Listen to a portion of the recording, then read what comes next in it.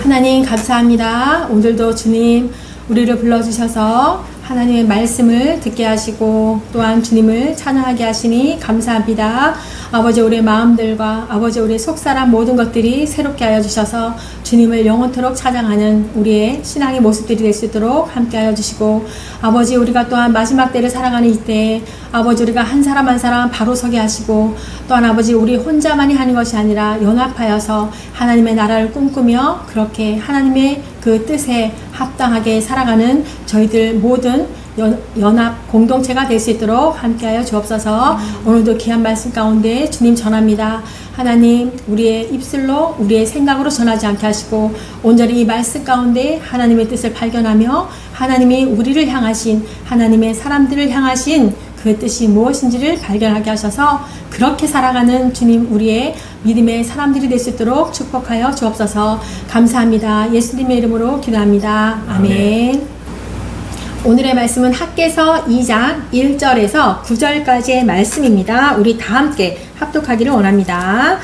일곱째 달 곧 그 달 21일에 여호와의 말씀이 선지자 학개에게 임하니라. 이르시되 너는 스알디엘의 아들 유다 총독 스룹바벨과 여호사닥의 아들 대제사장 여호수아와 남은 백성에게 말하여 이르라. 너희 가운데 남아있는 자 중에서 이 성전의 이전 영광을 본 자가 누구냐? 이제 이것이 너희에게 어떻게 보이느냐? 이것이 너희 눈에 보잘것 없지 아니하냐? 그러나 여호와가 이르노라. 스룹바벨아, 스스로 굳세게 할지어다. 여호사닥의 아들 대제사장 여호수아야, 스스로 굳세게 할지어다. 여호와의 말이니라. 이 땅 모든 백성아, 스스로 굳세게 하여 일할지어다. 내가 너희와 함께하노라. 만군의 여호와의 말이니라. 너희가 애굽에서 나올 때 내가 너희와 언약한 말과 나의 영이 계속하여 너희 가운데에 머물러 있나니 너희는 두려워하지 말지어다. 만군의 여호와가 이같이 말하노라. 조금 있으면 내가 하늘과 땅과 바다와 육지를 진동시킬 것이요 또한 모든 나라를 진동시킬 것이며 모든 나라의 보배가 이르니니 내가 이 성전의 영광이 충만하게 하리라. 만군의 여호와의 말이니라. 은도 내 것이요 금도 내 것이니라. 만군의 여호와의 말이니라. 이 성전의 나중 영광이 이전 영광보다 크리라. 만군의 여호와의 말이니라. 내가 이곳에 평강을 주리라. 만군의 여호와의 말이니라. 아멘. 여호와의 말이니라. 만군의 여호와의 말이니라. 이 말씀이 굉장히 그죠? 1절에서 9절 사이에 굉장히 많습니다. 네, 보니까 이전에 그 솔로몬의 성전이 언제 파괴가 됐어요? 주전 586년에 바벨론에 의해서 파괴가 되었습니다. 그리고 이 학개 선지자가 이 메시지를 선포한 때는 주전 520년도 다리오 왕 제2년 때에 이렇게 선포를 하고 있습니다. 그러니까 586년에서 520년을 빼니까 성전이 파괴된 지가 66년이 흐른 때가 되었다는 거죠.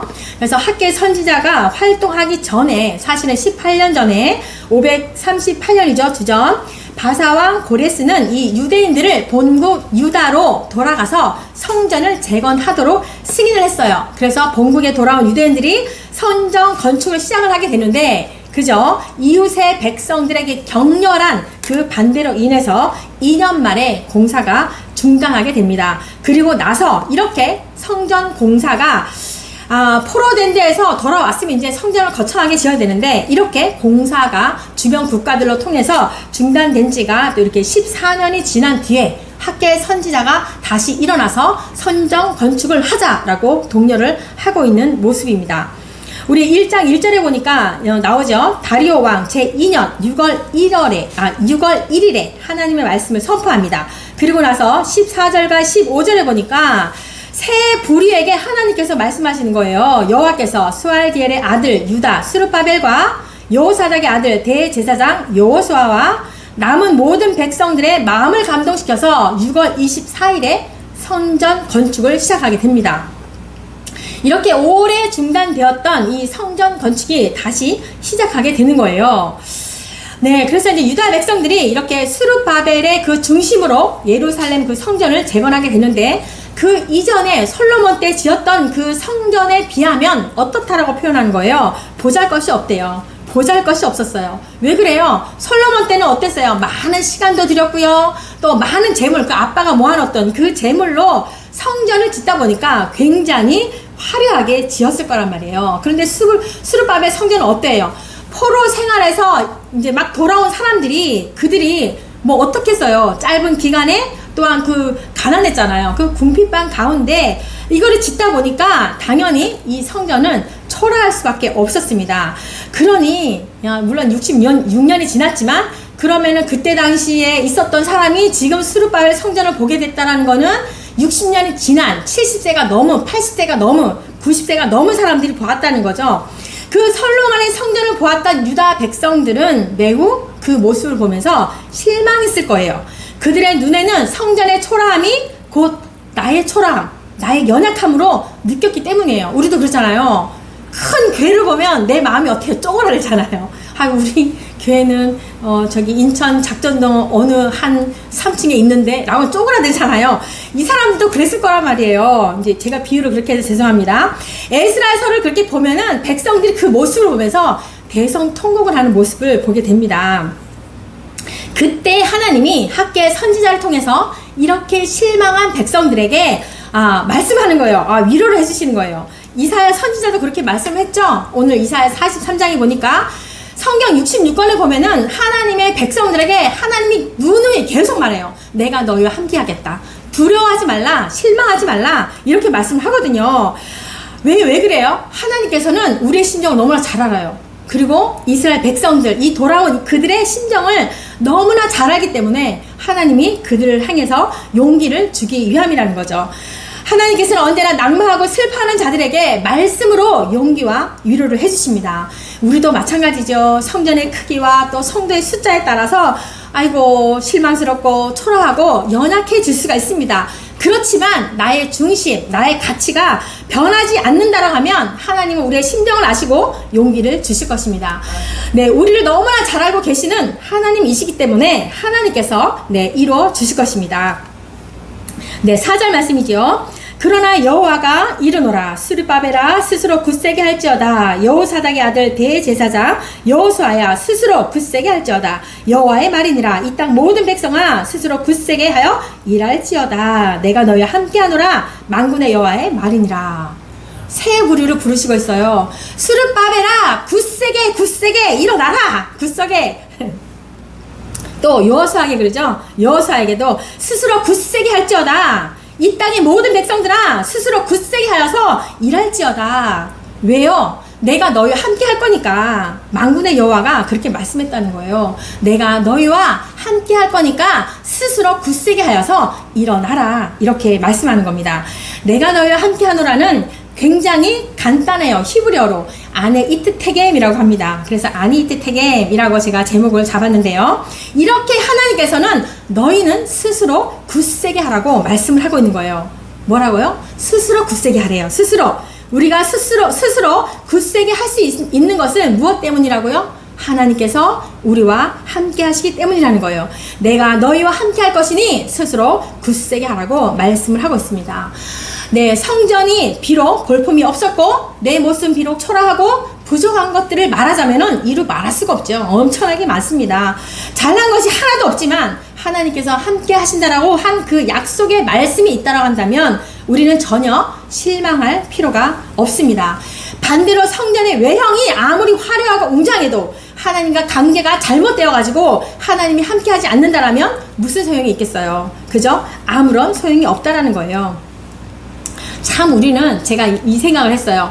우리는요 초능력자인 것 같아요. 초월적인 사람인 것 같아요. 왜요? 눈에 보이지 않는 그 하나님의 말씀만을 의지하면서 하나님이 우리에게 위로함을 주시고 용기함을 주시는 그죠? 용기 주심을 믿고서 스스로 일어나서 굳세게 하는 것을 보면 우리는 정말 초월적인 사람이구나 라는 생각을 하게 됩니다. 네, 그렇게 하나님께서는 백성들에게 스스로 굳세게 하여서 일하라 라고 하시는데 오직 하나님이 함께 하심을 믿고 그렇게 신실하게 맡겨진 사역을 잘 감당할 때에 하나님께서 함께 하시고 복 주신다라는 그런 약속의 말씀인 것이죠. 아멘. 네, 우리 성도들은 이 생활 속에서 자신과 환경의 그 열악함과 연약함을 보고 실망하는 것이 아니라 하나님이 함께 하심을 믿고 담대하게 사역을 감당해야 할 것입니다. 사단은 어떠합니까? 우리의 초라함, 약함을 막 강조해요. 너 못하잖아. 너 없잖아. 너 사람도 없잖아. 돈도 없잖아. 이렇게 약함을 강조를 하면서 낭망하고 좌절하게 만들지만 하나님은 어떻게 말씀합니까? 내가 너와 함께 할 것이야 라고 말씀하면서 강함과 담대함을 주십니다. 그렇게 하나님을 의지하면서 담대한 마음을 가지시는 것이 바로 우리가 가져야 할 영적 전투에서 승리하게 되는 것입니다. 5절 말씀입니다. 너희가 애굽에서 나올 때에 내가 너희와 언약한 말과 나의 영이 계속하여 너희 가운데 머물러 있나니 너희는 두려워하지 말지어다. 백성들에게 위로와 용기를 주시면서 너희들 출애굽할 때에 내가 언약한 말씀을 붙들어 나의 영이 계속해서 너희 가운데 임재한다니까. 그러니 두려워하지 말라. 이렇게 말씀하시는 거예요. 항상 백성들이 말썽을 부리거나 백성들이 이렇게 두려움 가운데 있을 때 하나님은 항상 출애굽 때 그 이야기를 꺼내시면서 언약을 붙들어라. 그때도 내가 너희를 건져냈지 않느냐. 내가 너희와 함께하지 않았느냐. 그렇게 말씀하는 겁니다. 그죠? 내가 너희를 업어서 여기까지 인도했어. 모든 민족 중에서 내가 너희가 내 소유가 될 것이고 제사장 나라를 삼아줄 것이고 거룩한 백성이 되게 할 것이야 라고 말씀해 주시는 거잖아요. 그러니까 이스라엘 백성들을 자기 백성으로 삼아주시고 그들의 하나님이 되어주시겠다라는 그 말씀을 하신 거죠.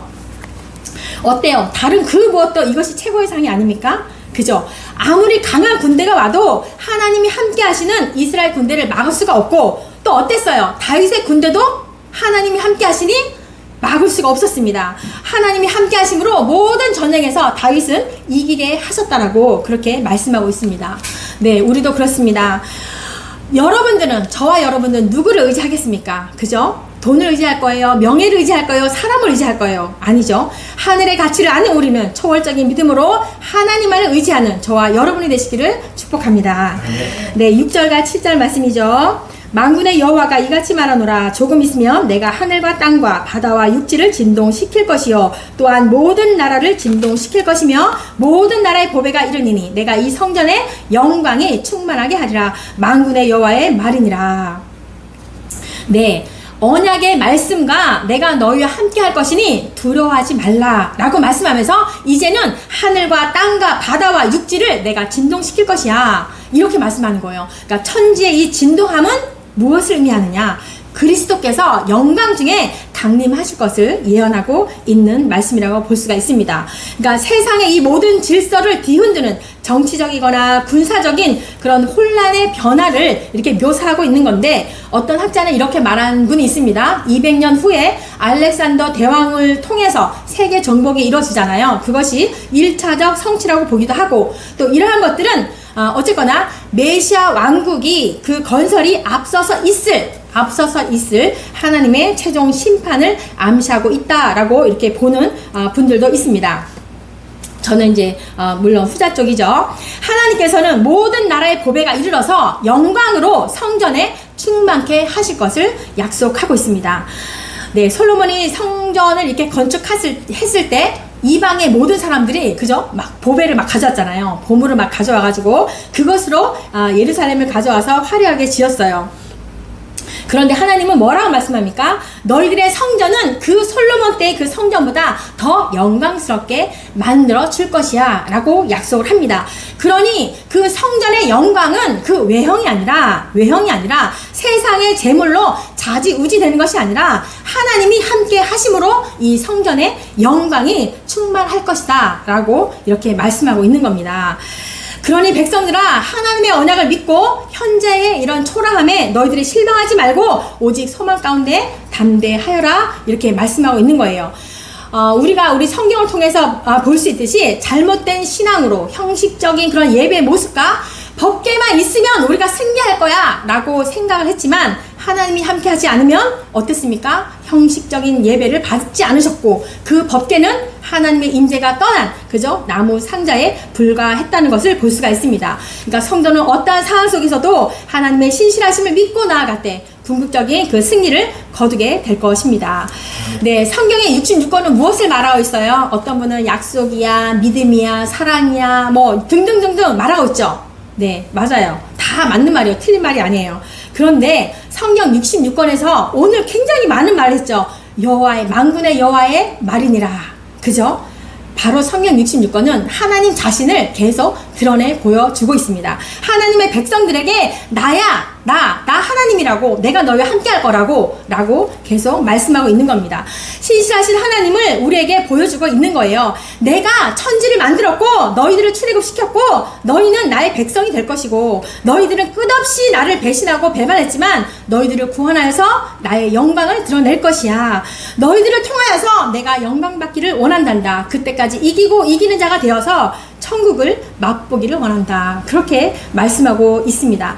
계속해서 스스로 굳센 자들에게 하나님의 자신을 드러내 보이고 계시는 거예요.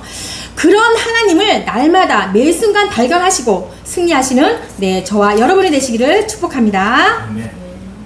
8절 말씀이죠. 은도 내 것이요 금도 내 것이니라 만군의 여호와의 말이니라. 또 말씀하죠. 여호와 나야 이렇게 말씀하고 있는 거예요. 하나님께서 은도 금도 다 내 소유야 라고 말씀하고 있는 거예요. 그러니까 성전의 외적인 그 화려함, 초라함에 너희는 슬퍼하고 실망할 필요가 없다. 그렇게 말씀하고 있는 거예요. 내가 세상 만물을 지었고 그 모든 것을 통치하시는 하나님께서 내가 역사하면 솔로몬의 성전보다 더 화려하고 웅장하게 성전을 지을 수 있어. 그런 말을 또 볼 수가 있는 거죠. 그래서 솔로몬 성전이 화려하게 지어낸 것도 하나님의 역사로 말미암은 것이고 스룹바벨의 성전도 그 초라한 그 모습 자체도 하나님의 뜻 가운데 이루어진 일이니 백성들아 오직 하나님을 믿음으로 실망치 말고 담대하게 나아가서 하나님의 사역을 감당할 것을 말씀하고 있습니다.